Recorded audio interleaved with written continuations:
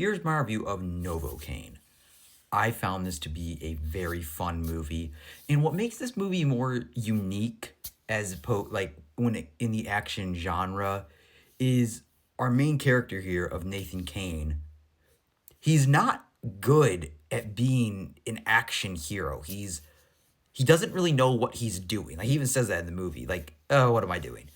But why he's able to endure is because of his disability, of his condition where he can't feel any pain.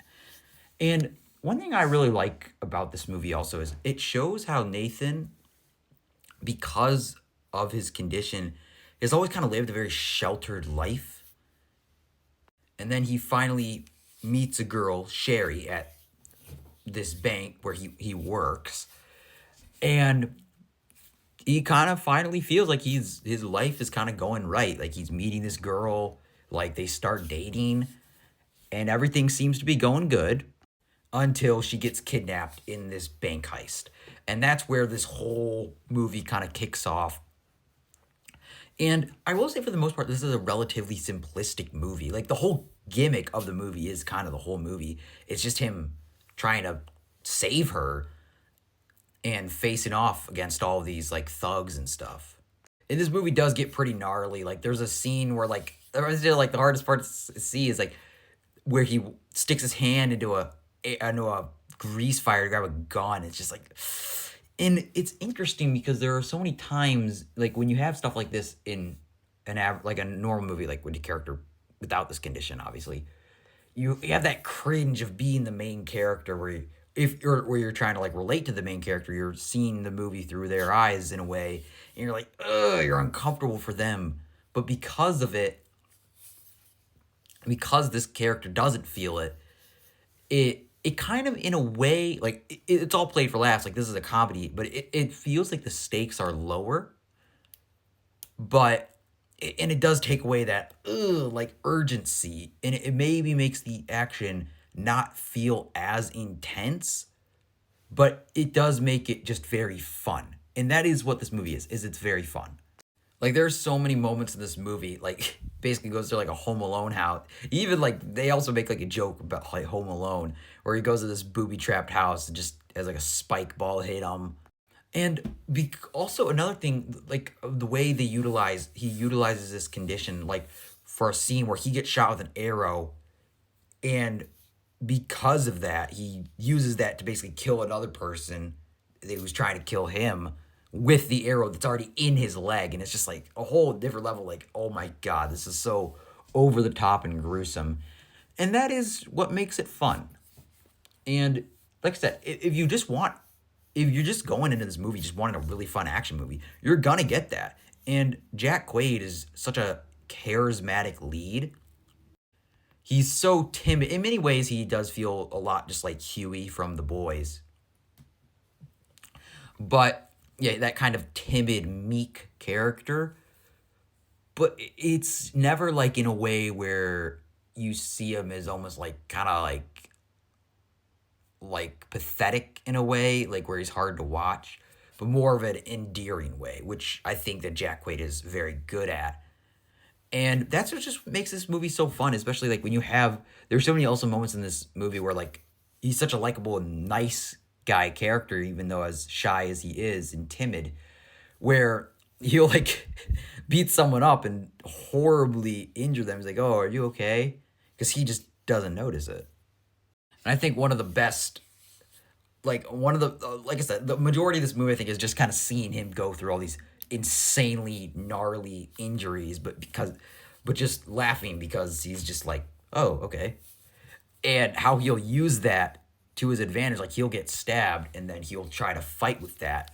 But of course, we still know, like, how he could still die. Like, he's still, just because he can't feel it, like, if anything, he explained, like, that's a downside in many ways, because he could get overwinded. Like, he'll get exhausted. And he explains earlier in the movie, when he's on his date, like, just minor things that he has to change, like, that you wouldn't even really think of, for like, where he can't, like, if he goes to a restaurant, if he eats food, he can't, like, he has to basically grind it into a smoothie because he can't chew it. He could accidentally bite off his own tongue.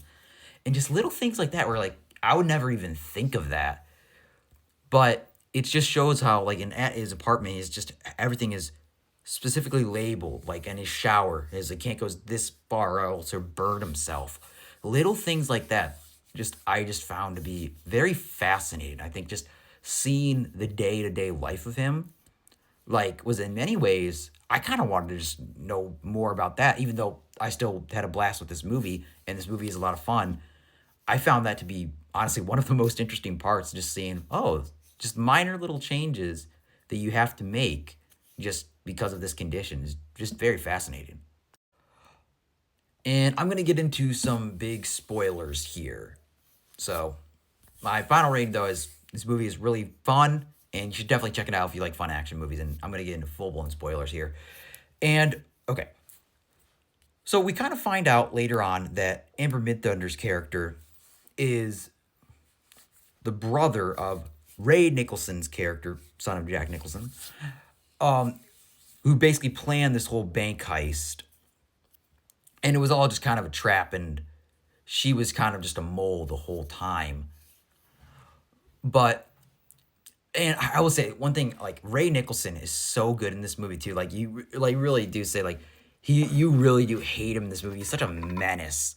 Like and he is just like in many ways he just reminds me so much of Jack Nicholson in The Shining, or maybe like where he's just like so terrifying.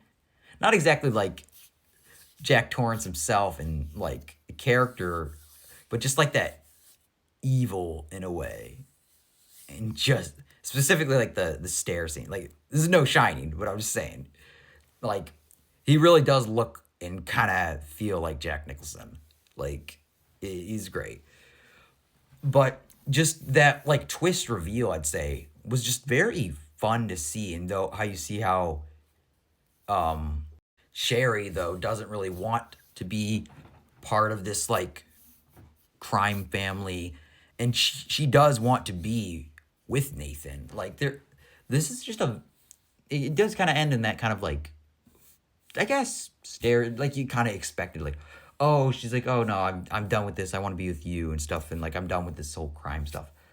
But like I said, Ray Nicholson is great in here, and I was just having so much fun. And I wouldn't really say I really felt like it felt cheesy, but it just kind of it feels like something I've seen before in many ways. But like I didn't really mind it.